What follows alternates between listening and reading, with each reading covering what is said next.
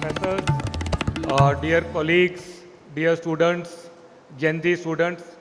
Uh, so we are, all have been hearing about Sardar Patel's life and legacy since yesterday and also today. And all the speakers before me have covered all the points. So today's topic is reflecting on Sardar Patel's legacy and future implications. Okay, I wanted to show you a song and a video, which we will do it so at the end. This, so now, why do we study about a person? Why do we study about history? Because history will always repeat itself. And we will always draw inference from a person's life. So we have all seen good points of Sardar Patel's life, which we will take forward in the future. First is his legacy of sacrifice. He sacrificed his position, he sacrificed going abroad for studies for his brother, his commitment to work. In spite of death of his wife, he continued arguing a case so that he could win that case. He agreed to work under Pandit Nehru, whereas Muhammad Ali Jinnah refused to work under Sardar Patel. So these are the imperatives. And something very important, they say that every Gujarati is good in finance. That if you give a chance to a Gujarati, he will always go and see something in financial world. But Sardar Patel happens to be the only Gujarati we all know who refused to become the first finance minister of independent India. And he said it is going to be Home Ministry and nothing else. Why so? Because he knew that the only way to control and achieve what he wanted was through that particular ministry.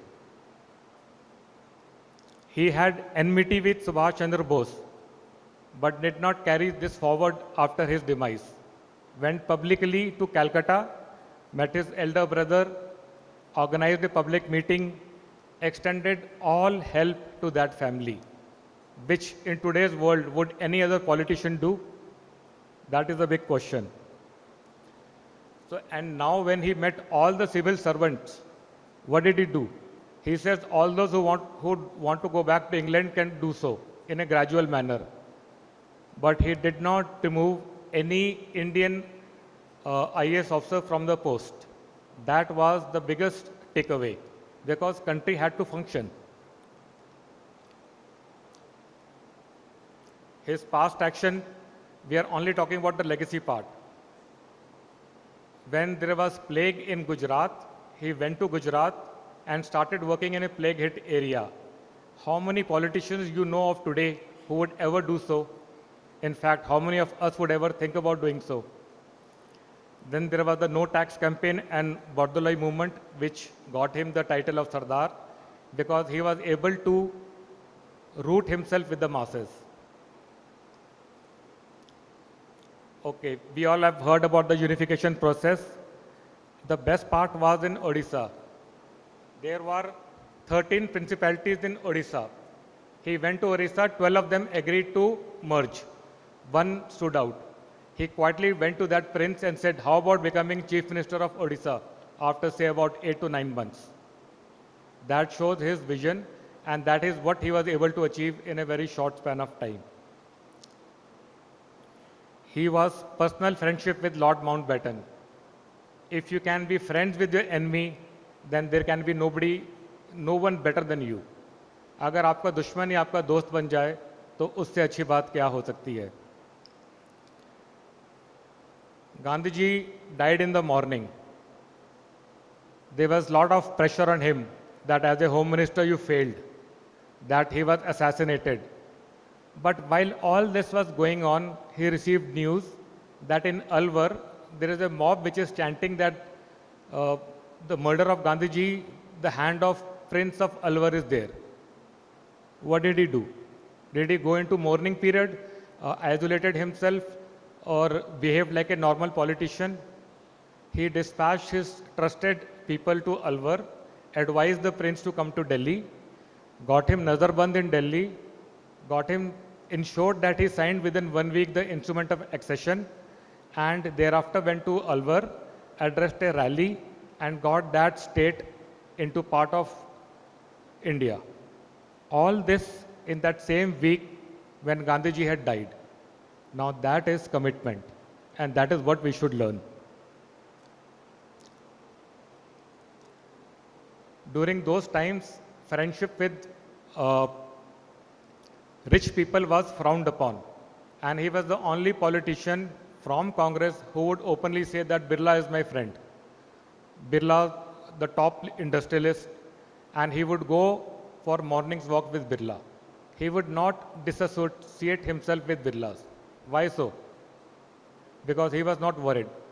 Commitment to friendship, commitment to a cause, openness, honesty were his hallmark. There was a strike in Okara in Pakistan in one of the mills. He went all the way to that place, studied the situation, and broke that strike. Nowadays, no politician does that. They all want votes. He was not concerned about votes. What is right and what is wrong. He broke a strike caused, which was a major thing. And he was a man, a very stubborn man, one can say. He filed a civil suit against Subhash Chandra Bose.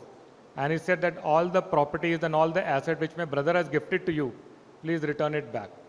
So in India, the two topmost politicians or backbone of the movement for independence were having a go at each other in the courts of law. Gandhiji tried his best, but they were both very stubborn. And then the law sided with Sardar Patel, and Subhash Chandra Bose had to give everything back to him. He did not shy away from doing this. After the death of Gandhiji, he banned RSS for 6 months, a very bold step. And he also advocated dismantling of the license Raj. In spite of the fact that he was friendlier, he had great friendship with Birlas. Birlas benefited from license Raj, but he was the one advocating removing it.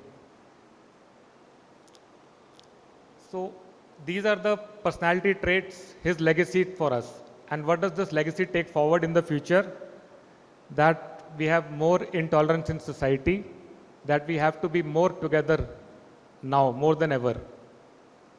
We have to have modernization of police force, communal harmony, and above all, there has to be a concept of nation state.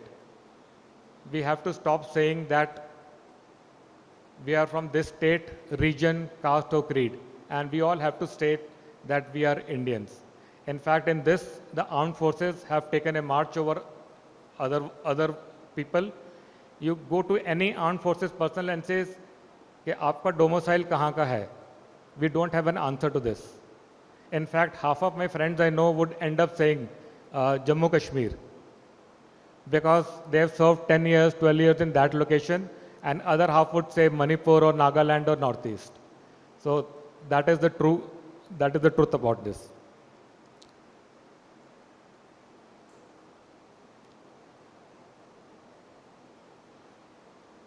Okay, for Gen Z, you may relate to this. वतन के आगे कुछ नहीं, खुद भी नहीं. Now, who will answer the question? Who said this? Which movie? And Alia Bhatt? Yeah. So Alia Bhatt said this, but today you neither can see Shah Rukh Khan nor Alia Bhatt, unfortunately. So always remember, वतन के आगे कुछ नहीं, खुद भी नहीं. At this note, I will end. Thank you so much. Good afternoon to all.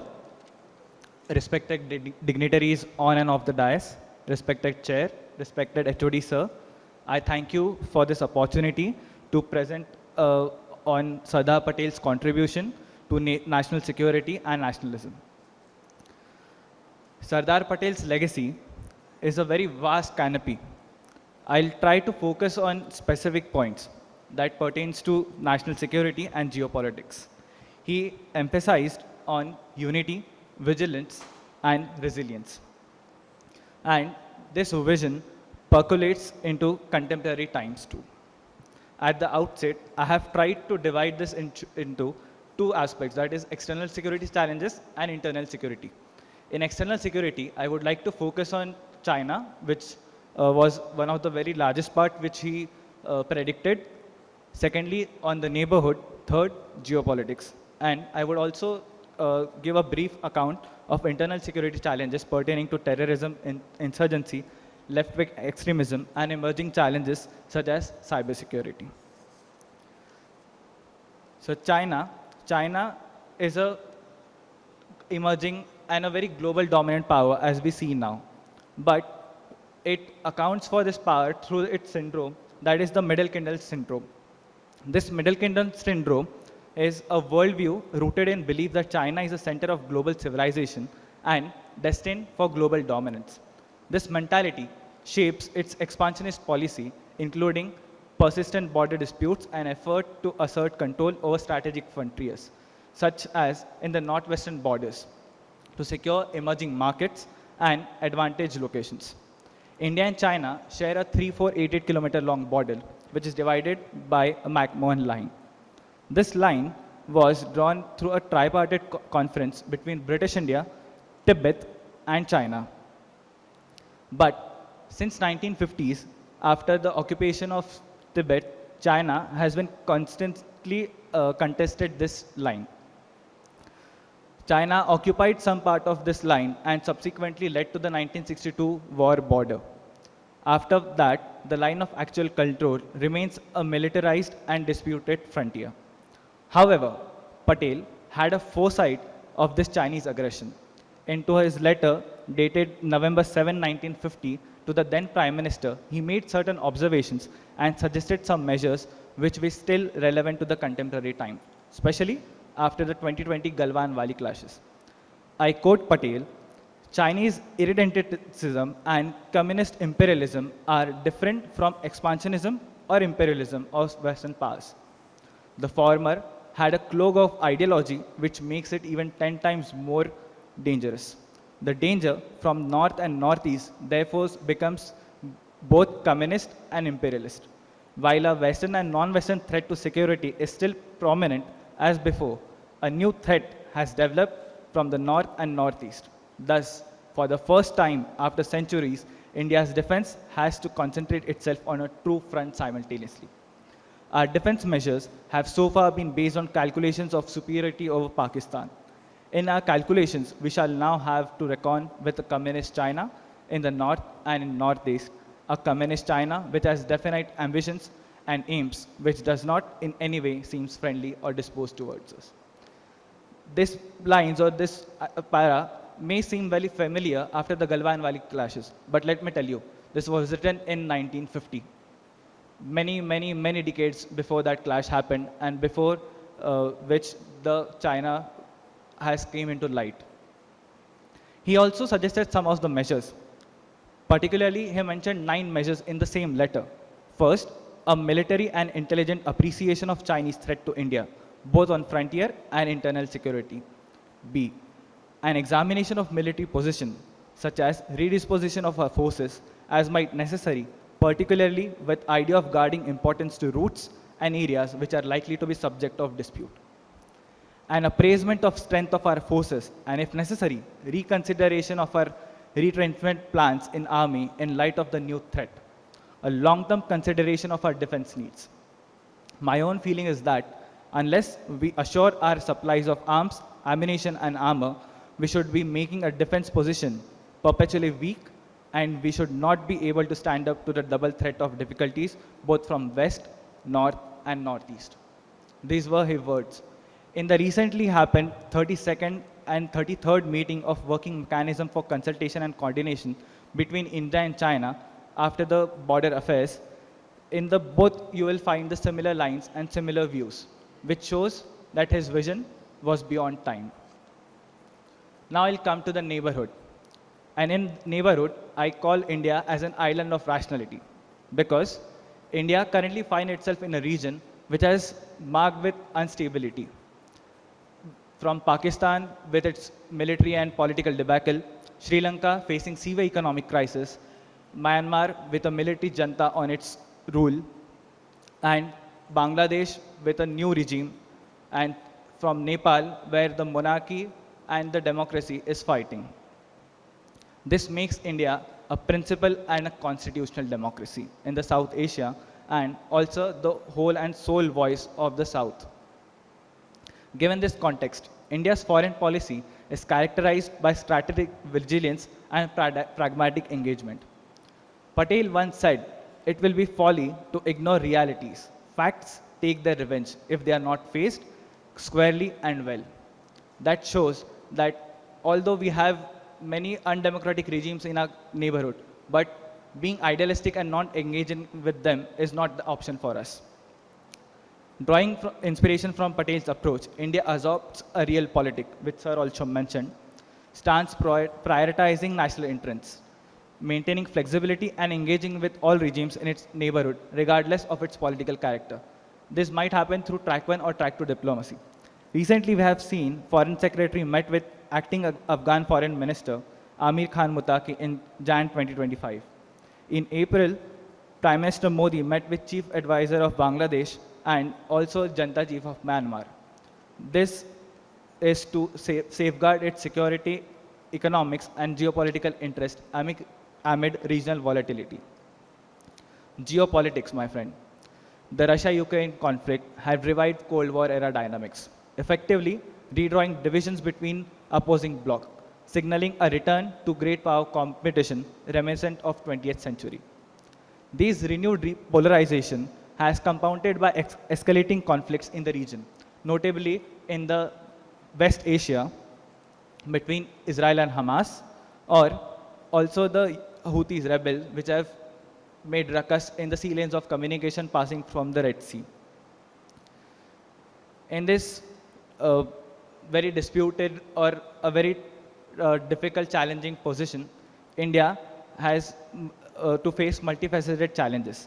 Patel's pragmatic strategy, centered on prioritizing national interest and fostering strategic alignments, emphasizes resilience and adaptability in facing uncertainties. For example, the successive abstentions in the United Nations Security Council, prioritizing our friend Russia, reiteration of the two-nation theory in the context of the Israel and Palestine issue, securing sea lanes of communication through Operation Sankalp by Indian Navy, and increasing cooperation in BRICS and G20 at the same time representing Global South in international forums. After that, let's come on to the internal security challenges. The most uncertain and most difficult challenges that we face today are terrorism, insurgency, and left-wing extremism. These asymmetric warfare are a part where a certain non-state actor with a minimal resources try to make a bigger or a louder stance. This reflects through many policies. Yesterday also we have seen the gruesome attack on our civilians. In this light, where terrorism is a prominent example of such tactics, for example, the Pakistan's Bleed India Through 1,000 Cuts policy exemplifies the asymmetric warfare by supporting non-state actors. Another aspect is the militancy in the northeast or the insurgency in the northeast, where separate militias with linguistic, ethnic, or some religious identity gather themselves and try to pose a political front in front of the government. And the left-wing extremism. I come from a place, Gadchiroli, which has been affected from decades from the left-wing extremism. And I have seen myself the lack of development, which has a resultant of that. I would not say a cause, but also a resultant because of that.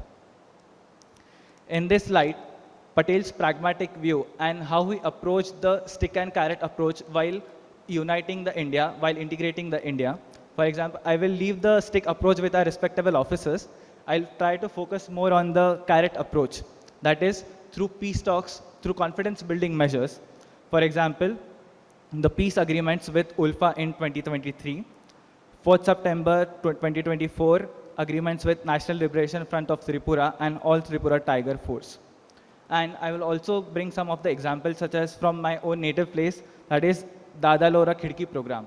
This is an initiative by the police through which there is a single window platform through which all the necessary amenities are provided to the people of tribal areas and showing them that government is there for them so that they are not influenced by the extremists, left-wing extremists, those try to impose their ideology on them and pose an internal security challenge.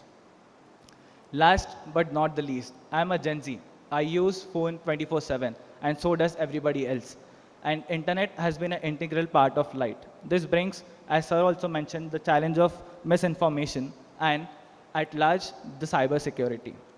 Internet has also fundamentally transformed our daily lives, becoming an essential basic utility like water and electricity.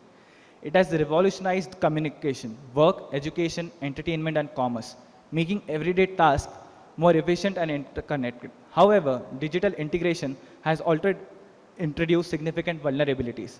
High-profile cyber attacks, as those on Ames Delhi Internet Railways, has exposed sensitive personal data, highlighting serious risk associated with widespread internet usage. Cybersecurity remains a critical and evolving challenge. As emerging technologies like AI, machine learning becoming more prevalent, they bring both opportunities and new threats. Addressing this risk requires a proactive, vigilant, robust framework and close collaboration between the government and the technological sector, with taking in confidence all of the stakeholders to ensure that legal and ethical standards keep pace with technological advancement. At this stance, Patel's approach of administrative efficiency and taking all stakeholders in confidence can be a way to navigate into uncharted territory such as cybersecurity. I would conclude, last but not the least, Patel's legacy that emphasizes on unity, vigilance, resilience, and his nationalism still navigates India to address its security challenges, and that reflects the statesman's foresight and timeless immortal vision. Thank you.